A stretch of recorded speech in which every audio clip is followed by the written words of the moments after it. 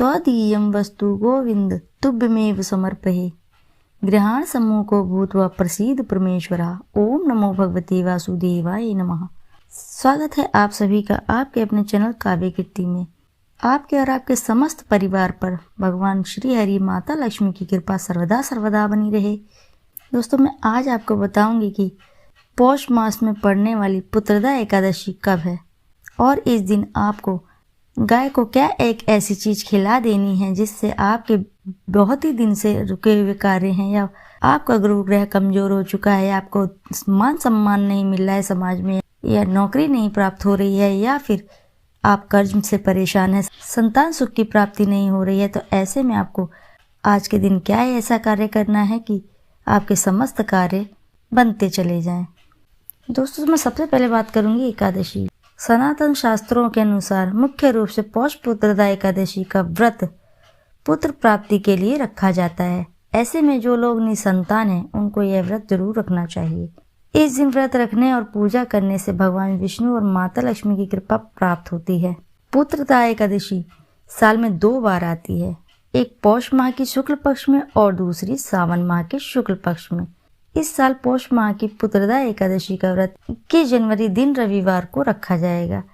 इस व्रत में जगत के पालनहार श्री हरि विष्णु जी की पूजा की जाती है। मान्यता है पौष पुत्रदा एकादशी व्रत करने से वाजपेयी यज्ञ के बराबर पुण्य फल की प्राप्ति होती है।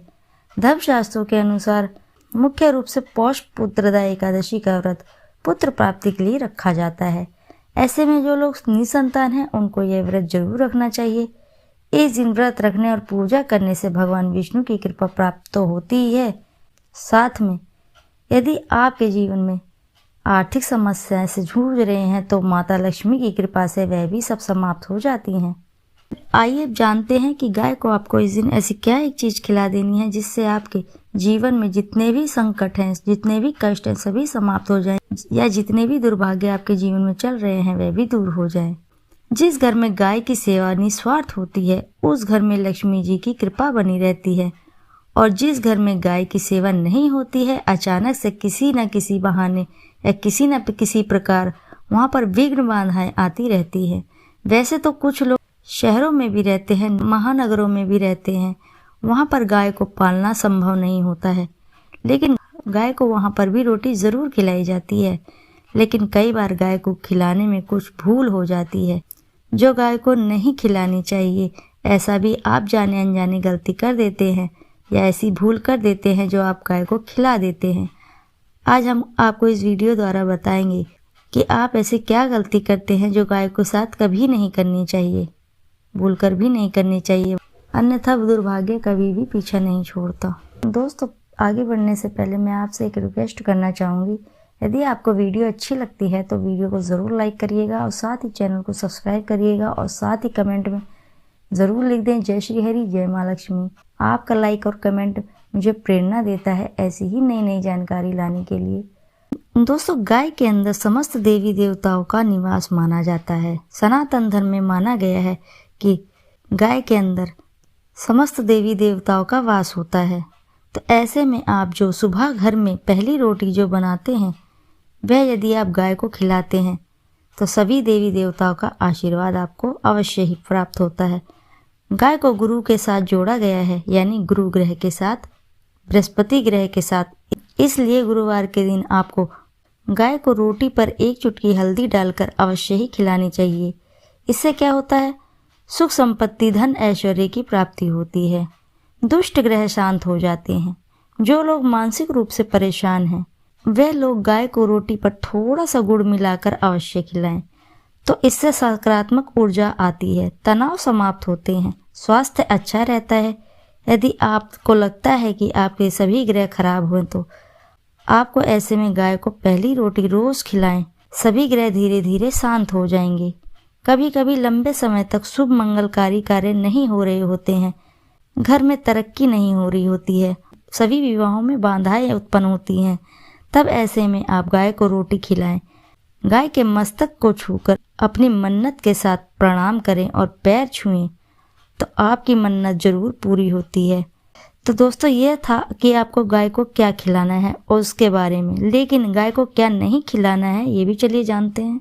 दोस्तों गाय को रोटी तो हर प्रत्येक व्यक्ति खिलाते हैं। अब यह रोटी बासी बिल्कुल भी नहीं होनी चाहिए, यानी कि जो एक दिन की पहले की रोटी बनी रहती है उसको आप गाय को दूसरे दिन सुबह सुबह खिलाते हैं तो वो नहीं खिलानी चाहिए। कई बार आप रोटी बना लेते हैं और उस वक्त गाय नहीं आती है, गाय आपको नहीं मिलती है, तो यूं ही रखी रह जाती है और फिर उसी रोटी को अगले दिन आप गाय को खिलाने से गाय का अपमान माना जाता है, वह रोटी बासी कहलाती है। इसलिए गाय को एक दिन पहले की रोटी कभी भी नहीं खिलानी चाहिए। सड़ी गली चीज़ें, खराब चीज़ें गाय को कभी नहीं खिलानी चाहिए। इससे घर में परेशानी आती है, कष्ट आते हैं। यदि आप भी ऐसा करते हैं तो आप अपनी आदतें बदल दीजिए। इससे घर में संकट भी उत्पन्न होते हैं, अनचाहे खर्चे बढ़ जाते हैं, एक से एक सदस्य बीमार होते चले जाते हैं, अनचाही भागदौड़ बढ़ जाती है। गाय को हरा चारा तो हर कोई खिलाता है। हरा चारा आप खिलाते समय एक बात का अवश्य ही ध्यान दें, गाय को लोग सबसे ज़्यादा पीपल का पत्ता खिलाते हैं। पीपल का पत्ता आप स्वयं तोड़कर मत खिलाइए। दूसरी बात, आप घर में सब्जी तो ज़रूर ही लाते हैं तो साग भी आ जाता है, उसमें से कुछ अच्छी चीज़ों को तोड़कर बचा कुचा आप गाय को ना खिलाएं। आप जो भी देंगे गाय को खा लेगी, लेकिन थोड़ी सी कुछ अच्छी चीज़ें मिलाकर गाय को खिला दीजिए, ज़्यादा फायदा होगा। गाय को कभी भी दूध नहीं पिलाना चाहिए। आप दही चावल खिला सकते हैं, लेकिन दूध ताज़ा हो या बचा हुआ हो, परंतु गाय को भूलकर भी मत देना। तो ये थी तीनों चीज़ें जो आपको गाय को नहीं खिलानी थी। एक तो बची कुची रोटी को नहीं खिलाना है, और कोई भी अनाज बच जाए तो उसे भी दूसरे दिन गाय को नहीं खिलानी चाहिए, जैसे कि बासी रोटी, बासा बचा कुचा चावल इत्यादि बिल्कुल भी नहीं खिलाना चाहिए। अगर आप चारा खिलाते हैं तो सड़ा गला बिल्कुल भी नहीं होना चाहिए। दूध ताज़ा हो या बचा हो, परंतु गाय को भूलकर भी मत देना। तो ये तीनों चीज़ों को गाय को बिल्कुल भी नहीं खिलानी चाहिए, और इसी के साथ दूध दही गाय को नहीं खिलानी चाहिए। इससे घर में गरीबी आती है, माता लक्ष्मी आपके घर में कभी वास नहीं करेंगी। तो दोस्तों 84 लाख योनियों के सफ़र करने के बाद आत्मा अंतिम योनि गाय का रूप धारण करती है। गाय योनियों का वह आखिरी पड़ाव है जिसमें आत्मा विश्राम करती है और आगे की यात्रा शुरू करती है। तो दोस्तों गाय का कोई अपशगुन नहीं होता। जिस भूभाग पर मकान बनाना हो वहाँ पर यदि आप 15 दिन के लिए गाय और बछड़ा बांध देते हैं तो वह जगह शुद्ध और पवित्र हो जाती है। ऐसी जमीन से बहुत ही सारी अशुभ शक्तियों का नाश हो जाता है, क्योंकि गाय में सकारात्मक ऊर्जा का भंडार माना जाता है। दोस्तों गाय का रास्ता रोकना, आप कहीं भी जा रहे हैं तो गाय माता आपका मार्ग रोक देती हैं तो ये बहुत ही शगुन माना जाता है। गाय और बछड़े का दर्शन तो एक साथ आपको हो जाए तो आपकी सफलता का प्रतीक माना जाता है। यदि आपके घर के आसपास गाय घूमती रहती है तो इसका मतलब है कि आपके घर से काफ़ी सारे संकट अपने ही आप दूर होने वाले हैं और सुख समृद्धि का जीवन आपको मिलने वाला है। और इसी के साथ आप हर अमावस्या, पूर्णिमा, पितृपक्ष और सभी तीज त्योहार पर गाय को रोटी अवश्य ही खिलाएं। विशेषकर एकादशी के दिन गाय को रोटी देना बहुत ही पुण्य का कार्य माना गया है।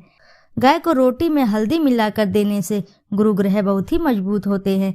यदि आपके ऐसे में गुरु ग्रह कमजोर चल रहे हैं, आपका भाग्य साथ नहीं दे रहा है, तो गुरु ग्रह के स्वामी है भगवान विष्णु, और प्रत्येक एकादशी भी भगवान विष्णु को ही समर्पित होती है। जिस वजह से आप आज के दिन गाय को रोटी में हल्दी मिलाकर खिलाते हैं तो भगवान विष्णु बेहद ही प्रसन्न हो जाते हैं।